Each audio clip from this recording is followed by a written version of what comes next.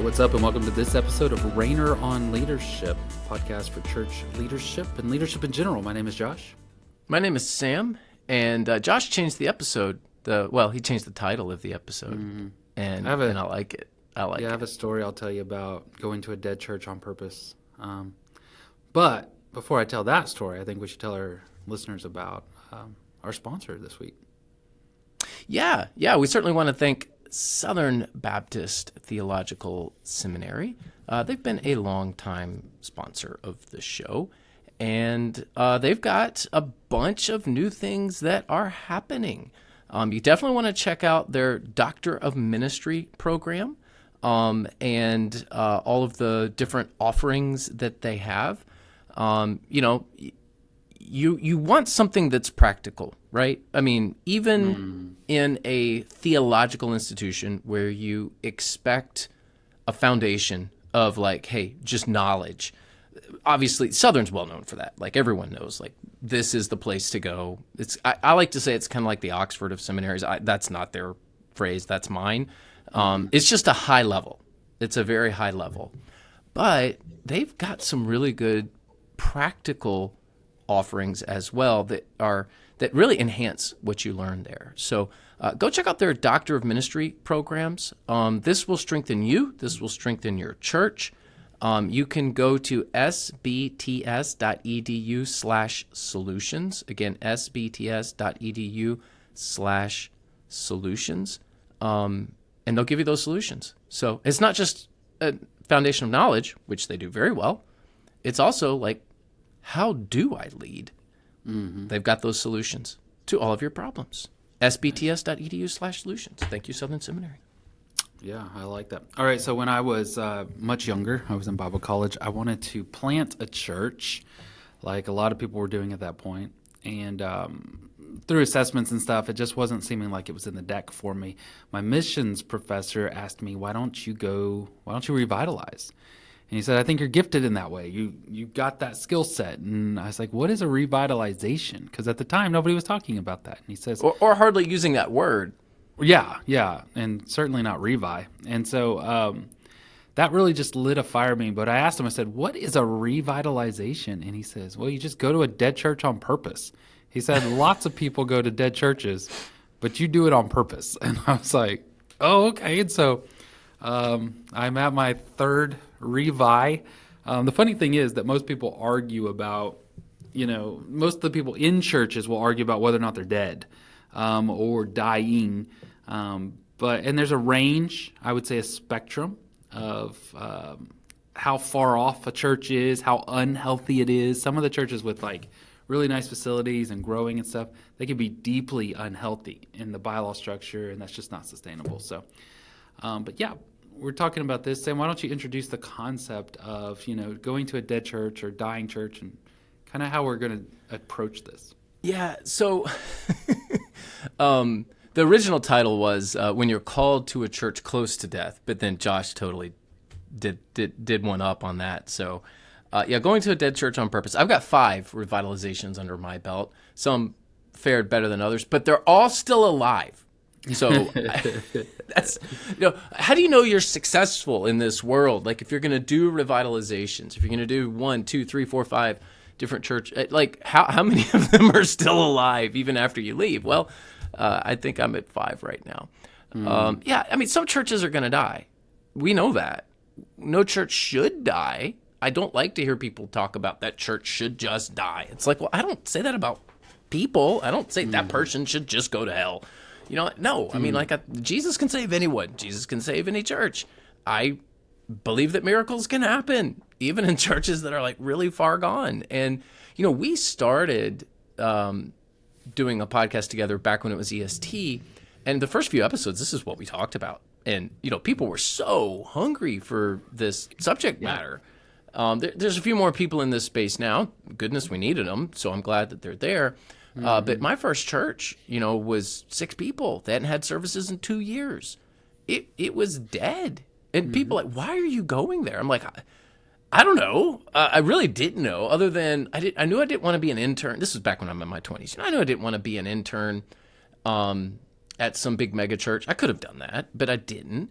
And I knew I wanted to be bivocational. I thought I was going to be bivocational the rest of my career, and just go to these churches that no one wants and just help them out. I mean, it was really that simple. Of, there's within 2 hours, there's hundreds and hundreds and hundreds of churches. 2 hours of where I was living at the time, hundreds of churches that just aren't. They're just struggling. I won't say they were all dead, but they were very, very much struggling. I'm like, I'm gonna go help them, and that's how it all started for me. I don't know where your heart was when you went to a dead church on purpose, but you tell me, Josh. No, I was through that conversation with my missions prof and then looking into other things and reading and researching it, it really is what God called me to do.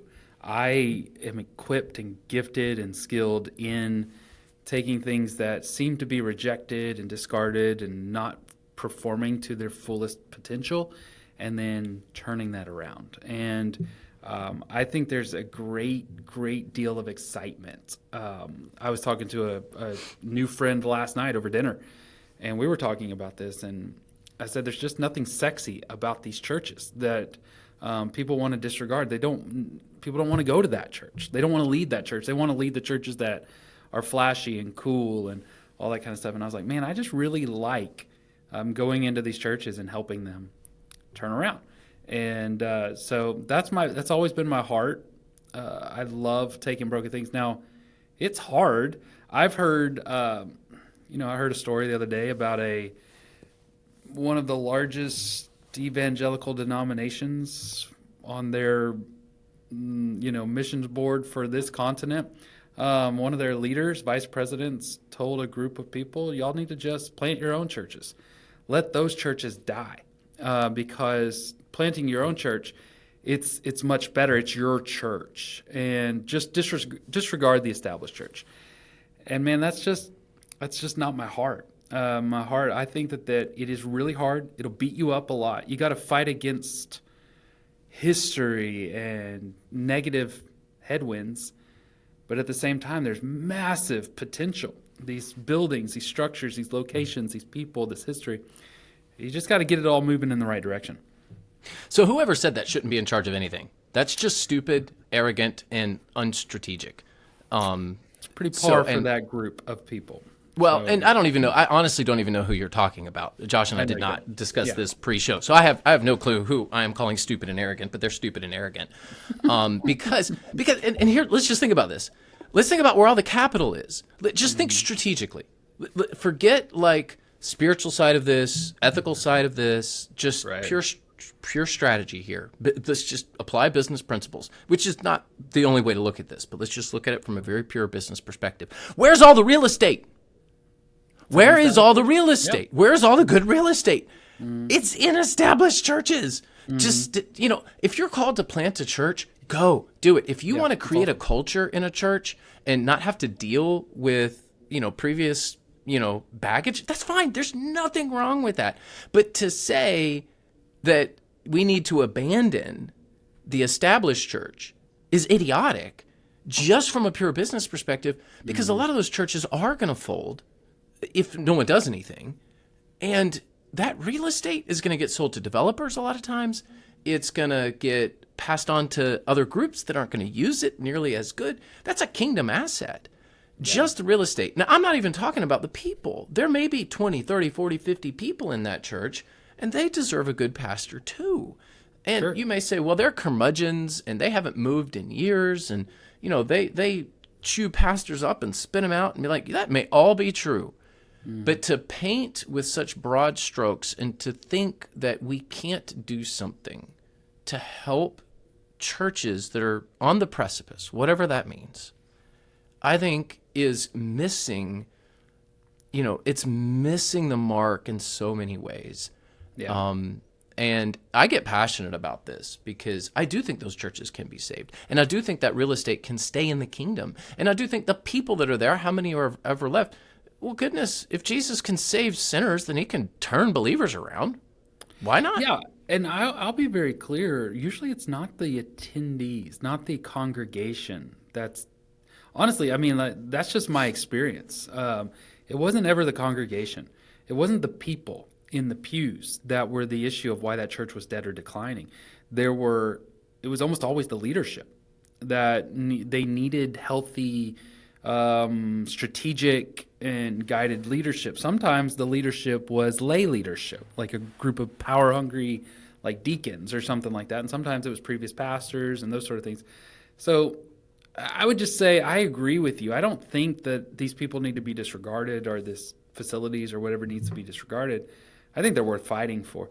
On top of that, I think a lot of times what we call dead or dying churches are really, they're more dormant churches, or they're churches with unrealized potential.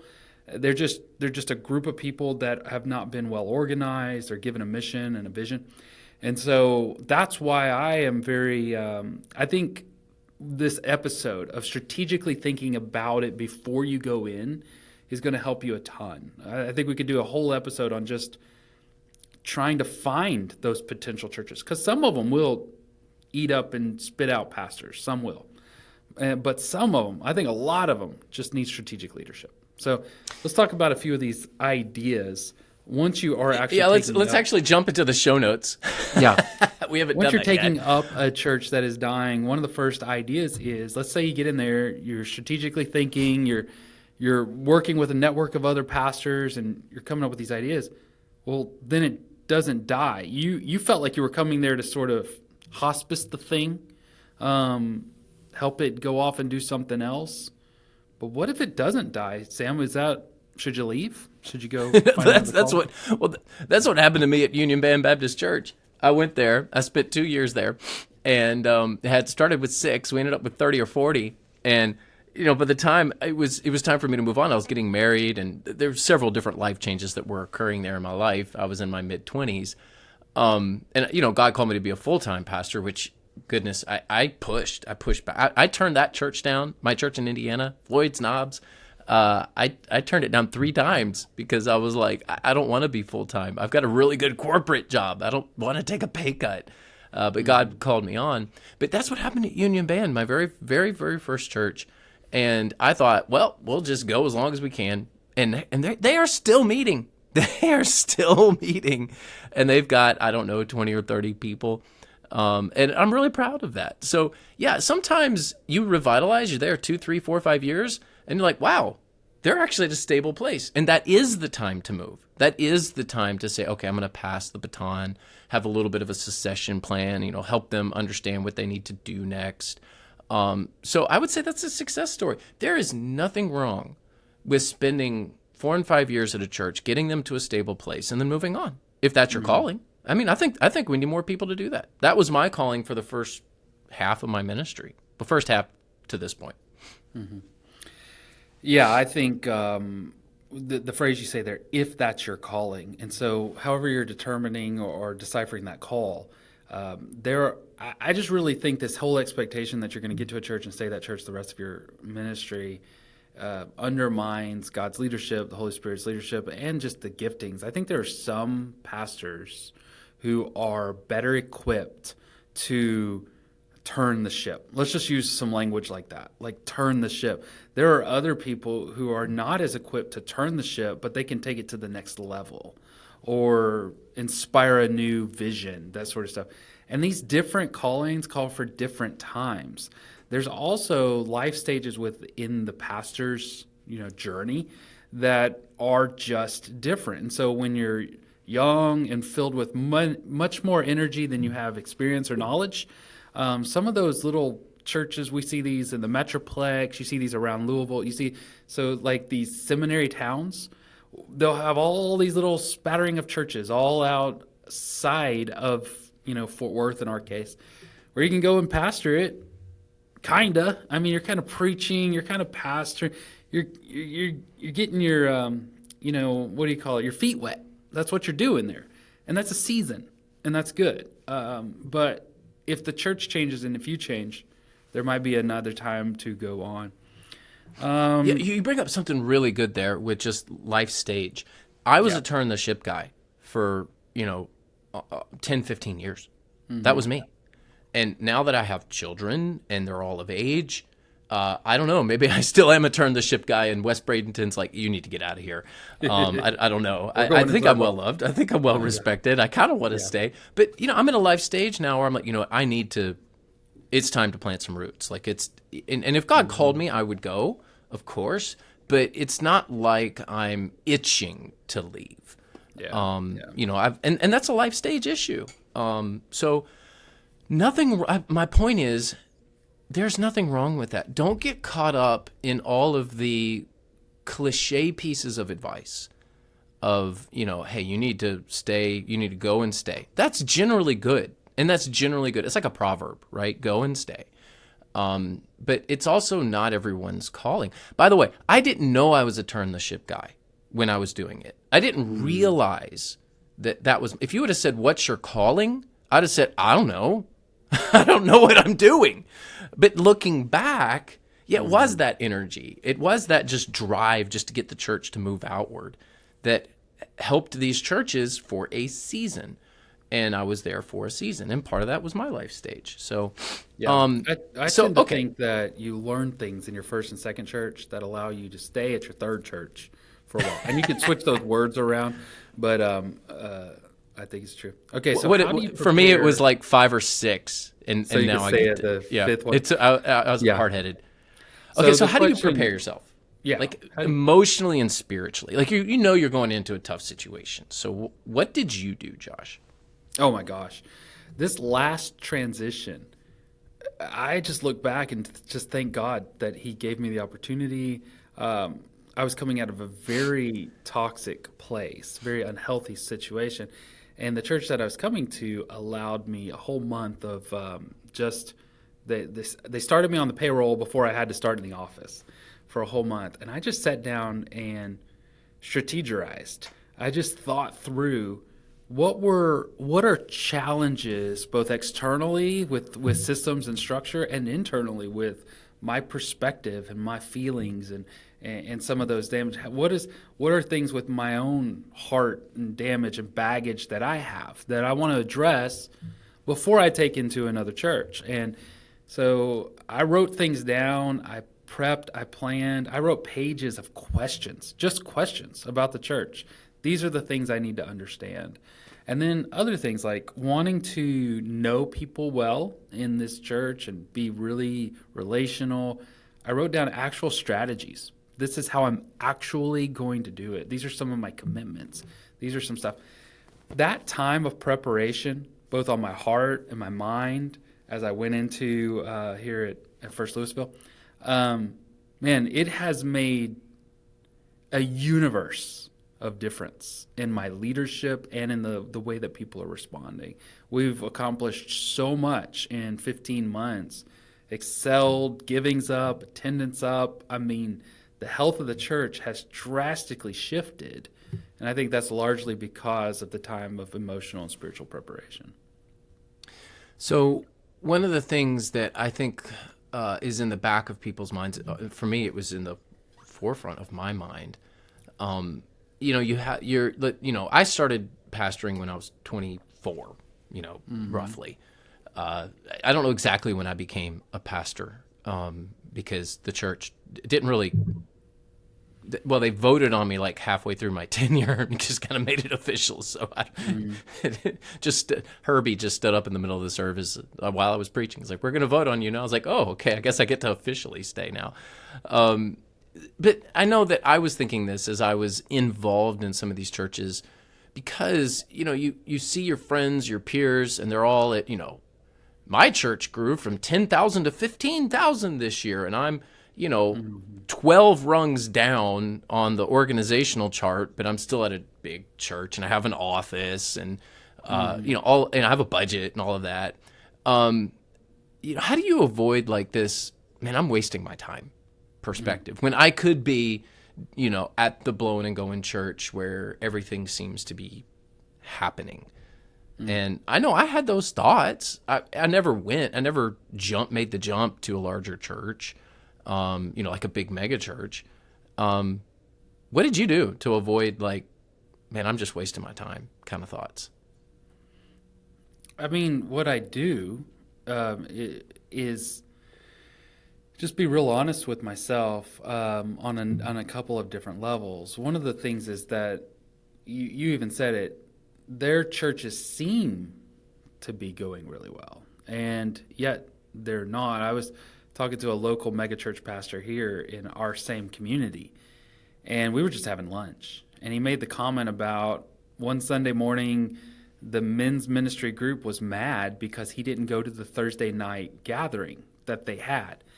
And it was an offhand comment. He said, Josh, if I had gone to that gathering, that would have been the fourth night out of the house for a church event that I needed to go to. And he says, and I'm already going to 3 weekly. Every week, 3 nights, not counting church, 3 nights he's outside of his house. I know from my experience, I've been the pastor of the blowing and going church. I've been the pastor of the fastest, one of the fastest growing churches in America, church. It ain't fun. It's not what I was called to do. It's not something I want to do. I love where I am. And part of that season before coming here was really writing down and saying, Josh, this is who God made you to be. And this is what he wants you to do in a specific way. Writing that out, not thinking about this church or that church or any church, really just, this is actually truly what I want. And writing that down, and now I'm just living it. I am just living who God created me to be, and it's so fulfilling.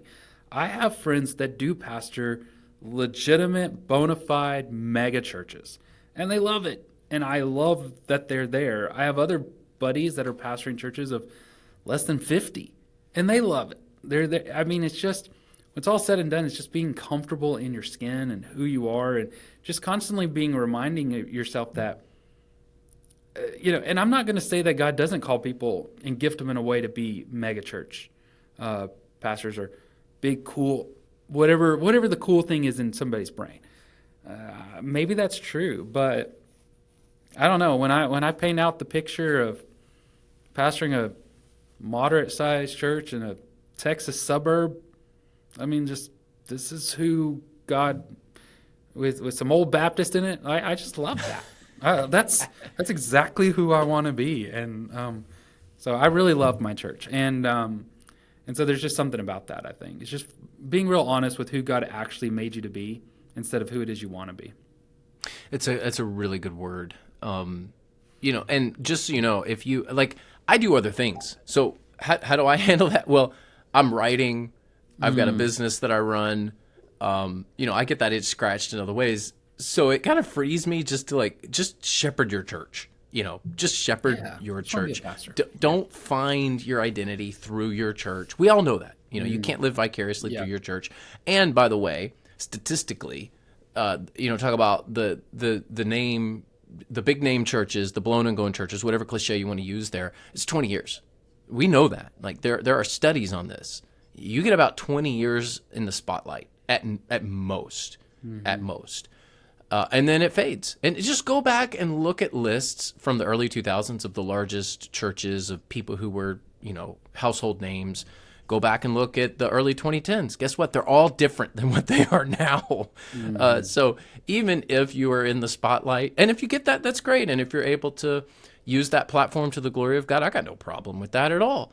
Just know it goes as quickly as it comes. So grass is always greener, and it's usually not. Yeah, just be where you are, man. I mean, if your bills are being paid, if you are, I don't know, there's just so much about it that's enjoyable if you just choose to say, this is enjoyable and I like it. So, all right, next up, how long should you commit? Should you go in with a timeline? So you go into a dead church. It's a struggling church, a church that's far from where it needs to be. Do you go, okay, I'm going to give this 5 years. I'm going to give this 3 years. Is there a good rule of thumb there? Yeah, don't do that. That's the good rule of thumb. Don't put timelines on things, especially those mystical sort of just, I'm going to be here until the Lord comes back type of things. I would strongly suggest you don't do that, and I think everybody needs to be honest about that. I think churches need to be honest with their pastors, and pastors need to be honest with their people and say, I'm here to lead to the best of my ability until I'm not. And God changes situations. God calls people. God does some stuff like that. Now, that being said, there are actual systemic, financial, just numerics. You can look at certain things and determine and say, hey, look, our average age of our congregation is this old. And, given the normal American lifespan, we could lose a quarter of our income within 1 year. And so there's a 1 year gap there where we need to change substantially or we're not going to make it. And those statistics could be any number of statistics. There's all kinds of things that you have to be thinking through. Buildings have a maximum capacity. They also have a minimum capacity. If there's a sanctuary of 1,000, you need to always have at least 600-ish people, always, or else you'll begin this death cycle where people don't stick around and stay around. So you've got to keep growing and or changing. And so there are so many other factors that are going to be at play for whether or not you're going to go somewhere or whether or not the church is even going to survive. And then you start thinking strategically. Maybe the church, you don't want to put it in the ground completely. It's not like the only option is just that you board up the doors and walk away. It might be become a campus. It might be leverage your building for multiple churches. We talked to a church in Birmingham on a couple of episodes. Do you remember the name of that church? I'm sure you do. Me? But, yeah. No, I don't remember. We talked to a church. You're talking about Huffman. You're talking about Yes. Rob Paul. Yes. Yeah, yes, Huffman Baptist. Yeah, the name escaped me. Hey, but Rob. He listens from time to time. They use their campus with multiple churches. We're doing the same thing right now. And so there's other ways to do it. You're just leading them through a different phase of life. Now, that may be hospice care. You may be helping that church to go ahead and close up, and there's some reasons for it. They need to be shepherded through that as well. Well, thank you all for tuning in. Josh is not dead, but he sometimes has to lead dead churches. And same with me. Thankfully, if right that's now, you, we're growing and we're doing what we're supposed to be doing. No. I know. Yeah. I know. I'm being a bit facetious. Yeah. Hey, if you're a church planter, guess what? If you're successful, your church is going to become established, and at some point, you'll experience the entrenchment of an established church. And if you're at one, I hope that this was of value. And if you're struggling at a church, that you're like, man, I don't even know if they're going to make it. Listen, I'm glad God put you there, even if you're going through a tough time yourself. As Josh said, you've got to know your calling. And for those of you who have helped turn around churches, thank you. We need more of you. So I want to thank our sponsor for today's episode, Church Teams. I actually saw an exchange online on Twitter, X or whatever it's called now, about one of our listeners who was like, "Hey, I'm signing up for Church Teams." It was really neat cool. it was really neat to see that. And they were excited about the presentation, or the demo, I guess is the word that I'm looking for, that Church Teams gave them, and they were very impressed. So you need to do that. You need to go get the demo. You need to call Boyd. You can reach out to him at go.churchteams.com. Boyd's the co-founder, co-owner of Church Teams. He's got a great team. I don't know if Boyd himself will do the demo, but maybe someone from his team will. But you can reach out to them at go.churchteams.com, and they do it all. They've got a pretty good comprehensive solution for churches of all sizes, and they're scalable. So if you are at that church that is like, man, we are really struggling, I don't know, we don't have a whole lot of money, I'm sure Boyd can give you something that is of value to help you from a systems perspective. That's what they do. They do systems, and they use software to do it. So Church Teams is pretty awesome company. Go to go.churchteams.com. Yeah, absolutely. And thank you so much for listening. We hope that you will share the show and let others know so that we can help them as well. Talk to you next week.